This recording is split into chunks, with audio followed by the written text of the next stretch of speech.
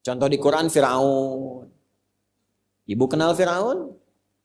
Ayo bilang kenal. Langsung saya berhenti pengajian nih.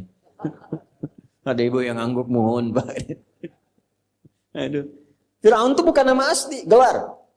Faraoh, gelar pemimpin tertinggi di Mesir pada waktu itu. Raja. Maksudnya apa? Kalau diberi kedudukan tinggi, hati-hati akan ada potensi-potensi penyimpangan. Harus paham orang sekitaran, mitigasikan siapa orang terdekat, siapa yang membisikkan, kalimat apa yang diberikan. Korun bukan nama asli. Ya. Koroh asalnya, yang punya harta banyak seperti sebenua. Hati-hati kalau punya harta banyak, semakin naik harta, semakin ada potensi penyimpangan. Potensi dengan harta yang menyimpang disebut bago, potensi kedudukan yang menyimpang disebut togo. Idhab ila fir'auna innahu togo, inna qaruna kana min qaumi Musa fabago. Kalau belum kaya, gayanya biasa, nyapa, jalan masih bisa assalamualaikum. Sudah jadi crazy rich, richnya hilang, crazy-nya muncul. Udah pamer, flexing, macam-macam. Potensi penyimpangan bisa terjadi. Balik lagi, terapkan rumus ini kepada hadis tadi. Ada seorang sahabat jatuh cinta pada seorang perempuan. Nah, jatuh cinta ini akan terjadi dimanapun. Termasuk jamaah-jamaah ini nih. Hati-hati bu tuh. Ya, jatuh cinta. Nah, perempuan yang ditaksir ini namanya Ummul Qais. Kata Ummul Qais, nah ini panduan bu, bagus. Kalau kamu mencintaiku, ikut hijrah, ikut Nabi. Ah, mahal itu bu. Ini standar. Kalau ibu bapak cari menantu, standar yang pertama, ini jarang dibahas di hadis ini. Cari yang pertama itu ukurannya, standar imannya yang dekat dengan Allah dan Rasulnya. Fadhfar bidatid dini taribat yadah. Kalau pilihan pertama ini lekat pada imannya, akhlaknya, kemuliaannya, pasti rumah tangganya bahagia dan beruntung. Kenapa? Karena asbabnya umumnya orang cari dua hal. Maaf, kalau bukan materi, harta, kedudukan latar belakang, atau tambahan dari fisikal, itu wajar. Pilih gantengnya, gitu kan? Tegapnya, cakepnya, dompetnya, nah itu biasa. Yang perempuan cantiknya, anggunnya. Cuma kalau berumah tangga ukurannya semua material, fisikal, nggak akan langgeng. Cantik memudar, begitu cantiknya pudar, nah, pindah ke yang lain. Materi bisa berkurang, begitu berkurang, cari yang lain. Alih-alih sayang pada suami, perhatian pada suami orang. Alih-alih cinta pada istri, mulai beralih pada cinta pada istri orang lain. Maka apa yang menjaga itu? Agama. Nah ini Ummul Qais ini ngasih syarat, saya mau hijrah, kalau cinta ikut hijrah. Boleh bapak terapkan. Anak bapak perempuan yang naksir 3 orang datang ke rumah, tanya, nama siapa adik? Ya, saya Torik pak. Coba baca surat At-Torik. Baca. Alhamdulillah, bagus, masuk list 1, ya kan? Adik siapa? Mulai gemeteran, gitu kan? Saya Ibrahim pak, baca Ibrahim, surat Ibrahim, surat 14, lancar, gitu kan? Yang ketiga, coba baca, gitu kan? Waduh, kali lebih repot lagi karena panjang. Abdi Yusuf pak, cuman panggilan sehari-hari, kulhu. Sekarang mulai marak tuh, mau nikah hafal Ar-Rahman dulu, gitu kan? Walaupun namanya Asep, hafalannya Ar-Rahman. Gak apa-apa itu buat menjaga. Cek, lihat sholatnya, lihat agamanya. Apalagi musim-musim seperti sekarang, ya, yang kadang-kadang untuk nikah masuk Islam hanya sekedar masuk buat nikah. Cek kepastian. Nah ini yang pertama, ini jarang dibahas di kajian satu ini. Maka lelaki ini memutuskan karena saking cintanya ikut hijrah. Pelajaran kedua, cinta itu kadang-kadang awas membutakan pikiran. Maka ditimbang. Jangan sampai nekat karena cinta orang tua dilanggar. Hati-hati itu. Diukur dulu, ini ukuran ikutnya benar enggak? Hijrahnya dengan siapa? Dengan Nabi Muhammad SAW. Oh pasti benar, pasti baik, pasti bagus, ya kan? Tapi tiba-tiba anak ibu perempuan ikut laki-laki, nggak jelas ikutnya kemana, tinggalkan orang tuanya. Kita hijrah, bukan hijrah itu mah diculik. Hati-hati ya, nggak ada kawin lari itu, capek. Mana-mana kawin tuh duduk diam, ya. Mau kawin lari, capek. Gimana bisa lari itu sambil nikah sambil lari? Ya. Jangan sampai dilanggar. Yang rawat bapaknya, yang rawat ibunya, uangnya habis. Taat pada ibunya nggak ada, pada bapaknya tertinggal. Kok tiba-tiba bisa taat pada orang baru dikenal, akad aja belum? Awas hati-hati. Dulu. Kalau mau nikah itu, laki-laki datang ketemu bapaknya. Setelah ditanya semua macam-macam, nanti diberikan 40 hari waktu. Ini mematangkan diri, yang perempuan diajarkan oleh ibunya. Dalam masa menunggu itu si perempuan dikasih daun pacar. Kalau sekarang hina itu. Nah, proses menunggu itu disebut pacaran namanya. Ya. Proses menunggu disebut pacaran karena si perempuan dikasih daun pacar menunggu 40 hari sampai matang, diajarin sama ibunya. Ya, kayak pami jadi istri kieu, ini teh masak tes pada kieu, suami teh kieu. Dari awal diajarin, yang laki-laki mematangkan diri. Dari mencari nafkah, diajarkan jadi suami yang baik, ngaji yang benar. Begitu nikah, dari dulu coba lihat orang tua dulu. Kalau nikah teh awet. Jadi pakai. Sekarang konsepnya berubah. Yang disebut pacaran teh naik beca berdua. Seakan-akan beca milik berdua, tukang beca nggak ada. Lewat.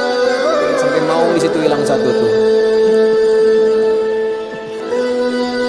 Ustaz, kenapa tidak belum kajian istiqomah? Saya bingung terus lewat, saya bilang maunya kan tadinya 4 tuh, ya tinggal 3. Lewat lagi tinggal 2, dia itu mau teh 2 di situ tuh. Alhamdulillah sekarang jadi 4 lagi tuh, berbalik. Nah itu. Nah, sekarang kita kembali. Jadi setelah memutuskan ikut hijrah, berangkatlah ke Yathrib, kelak jadi Al-Madinah Al-Munawwarah. Ya, ini merasa ada yang nggak lengkap. Saya takut hijrah saya ini hukumnya salah. Karena motivasinya untuk mengejar Ummul Qais. Apa ini pesan moralnya? Salah satunya sebelum masuk ke hadisnya. Pesan moralnya boleh jadi juga ada yang ingin hijrah. Hijrah itu kan nggak harus pindah tempat. Hijrah itu asalnya berpindah keadaan dari yang kurang baik jadi baik. Dari yang belum dekat dengan Allah jadi dekat dengan Allah. Tidak harus pindah tempat. Kecuali kalau di tempat itu tidak bisa mendekatkan diri kepada Allah. Di tempatnya mau sholat susah, hijrah. Tapi kalau di tempat itu yang ke masjid banyak, yang ngaji banyak, cuman ada yang belum ke masjid. Anda ingin hijrah, gak usah pindah tempat, pindah kebiasaan. Ini rumah Masjid Al-Ikhlas, tetangga masjid. Jarak cuma 2 meter, speakernya ke arah rumah begini. Belum sempat ke masjid juga, tiba-tiba terpikir kenapa saya belum mau ke masjid. Tiba-tiba berubah, nah itulah hijrah. Jelas? Tidak harus pindah tempat, bisa di pekerjaan. Ya, di pekerjaan Anda sulit untuk bisa menunaikan sholat. Mohon maaf, mau sholat susah, apalagi mau ngaji. Ya, sedangkan rezeki Allah sudah atur, pasti diberi. Catat tuh konsep itu. Tolong tanamkan pada jiwa kita. Kita itu rukun iman ada 6. 1 sampai 5 sering lulus, yang ke-6 sering gagal. 6 tuh kodo dan kodar. Di antara kodo dan kodar tuh rizki. Rizki kita itu diatur, pasti diberikan kalau mau bergerak. Jadi prinsipnya kerja dimanapun rizki pasti datang. Ya, jadi kenapa harus memilih tempat pekerjaan yang menjauhkan seseorang dari Allah? Sok pilih mana? Gaji 100 juta tapi nggak bisa sholat. Atau gaji 1 juta bisa sholat. Tidak ada pilihan ketiga, 2 ini aja. Oh, pilih mana? Gak mudah kan? Ya, karena wajahnya udah kelihatan 100 juta sholat gitu. Sekarang ada orang milih jaga toko, gaji gak seberapa, tapi gak sholat. Jumatan gak sempat, 5 waktu dibatasi. Dan dia yakin yang ngasih rezeki Allah, tapi ninggalkan Allah. Ini gak bisa jadi calon menantu, Bu. Allah aja dia tinggalin, apalagi anak ibu. Bikin status tuh. Jadi kalau ada anak menantu datang ke rumah calon, ditanya nggak sholat, tanya balik. Kamu Allah aja kamu tinggalin, apalagi anak saya. Itu. Ya? Nah ini, orang ini merasa bersalah. Saya takutnya hijrahnya nggak tulus mengikuti Nabi, tapi karena ngejar Ummul Qais. Dikonsultasikanlah kepada Nabi. Itu sahabat tuh saking dalamnya pengetahuan tentang keimanan sampai konsultasi. Maka datanglah beliau kepada Nabi sallallahu alaihi wasallam menanyakan, "Ya Nabi, status hijrah saya bagaimana? Saya hijrah saking cintanya dengan Ummul Qais, saya ikuti hijrah ini. Apakah hijrah saya sah?" Nah, kurang lebih begitu. Sama dengan motif yang kesini. Judulnya ngaji, padahal ngincer ibunya si Siti itu. Ya, padahal ngincer si Fulana. Atau ngincer sarapan gitu kan. Atau ngincer peluang yang lain. Nah itu masih kehitung ngaji, atau setengah pahala, atau pindah tuh. Mesti ada kepastian. Ya kan peluang itu bisa dibaca dimanapun. Apakah semua yang ngaji itu nanti semuanya sama ngaji? Kan kadang-kadang ada yang jualan. Nah hukum orang jualan di tempat orang ngaji statusnya gimana? Dapat ngajinya enggak pahalanya? Kalau dengar ngaji itu sambil jualan dapat enggak tuh pahala ngajinya? Atau cuma dihitung jualannya saja? Inilah hadis yang mengatur tentang hukum demikian. Hukum haji ada yang jualan. Yang jualan depan Masjid Nabawi bagaimana? Ini saya mumpung ingat ya Pak Kasdam izin ya. Nanti bulan depan kalau kajian yang persit itu UMKM-nya itu tolong di depan tuh dibikin stand. Ya, jamaah nanti beli itu hidupkan supaya hidup. Ya, yang persit-persit kan ada UMKM tuh, yang bikin kue, bikin makanan itu sampingkan di sarapan bareng di situ. Ya, hidup. Jadi suasananya betul-betul manunggal sama, nyatu. Itu yang diajarkan Nabi dulu begitu. Ya, makanya Abu Darda bikin warung itu depan Masjid Nabawi. Tapi waktunya sholat. Setelah itu baru jualan. Kan indah ya, jualan nasi uduk. Nah, ngaji dulu, begitu selesai baru jualan. Ya, ini balik nih. Bagaimana hukumnya seperti itu? Maka keluarlah kalimat Nabi yang tadi kita bacakan secara bersanad. Maka Nabi komennya begini. Qala Rasulullah sallallahu alaihi wasallam, "Innamal a'malu binniyat." Ya, saya bahas sedikit-sedikit. Innama adatul hasri li hasril hukmi 'alal madhkuri. Innama huruf pembatas untuk membatasi hukum pada yang disebutkan saja. Jadi ini rumus ya, ini mahal nih kuncinya, ngajinya agak mahal. Kalau baca Quran, baca hadis ada innama di awalnya. Maka hukumnya terbatas pada yang disebutkan saja. Nggak boleh keluar dari yang disebutkan. Contoh gini, zakat itu dikeluarkan pada berapa golongan? 8. Ada di mana? Surah ke-9. Ayat berapa? Ayat ke-60. Itu dibuka dengan innamas shadaqatu. Cara menerjemahkannya, zakat itu hanya boleh dikeluarkan pada golongan berikut. Lil fuqara 1, wal masakin 2, wal amilina 'alaiha 3, wal muallafati qulubuhum 4, wa fir riqab 5, wal gharimin 6, wa fi sabilillah 7, wa ibnis sabil 8. Ke-8 ini, di luar 8 enggak boleh. Yatim disebut enggak tadi? Tidak, karena tidak disebut boleh enggak terima zakat? Belum tentu. Kalau yatimnya fakir boleh. Yatimnya miskin boleh. Bill Gates punya anak yatim, terima zakat enggak? Enggak, bapaknya orang kaya. Ya kan? Tapi kalau punya sifat yang tadi, boleh diberikan.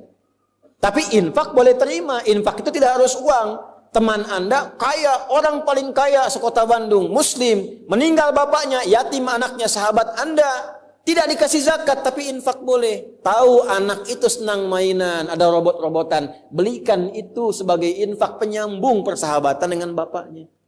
Ada di mana ayatnya? Quran surah 2, ayat berapa? 215. Bagaimana bunyinya? Yas'alunaka madza yunfiqun. Mereka konsultasi pada Muhammad, kalau mau infak bagaimana? Qul ma anfaqtum min khair. Katakan kalau mau infak cari yang terbaik. Untuk 5 golongan, 1 lil walidain orang tua, 2 wal aqrabin kerabat, 3 wal yatama, masuk di sini anak yatim. 4 wal masakin orang miskin, 5 wabnis sabil dalam perjalanan sulit. Paham sampai sini? Ini innama, nggak boleh keluar dari 8 tadi. Hadis yang disampaikan oleh Nabi diikat dengan innama, artinya hukumnya terbatas.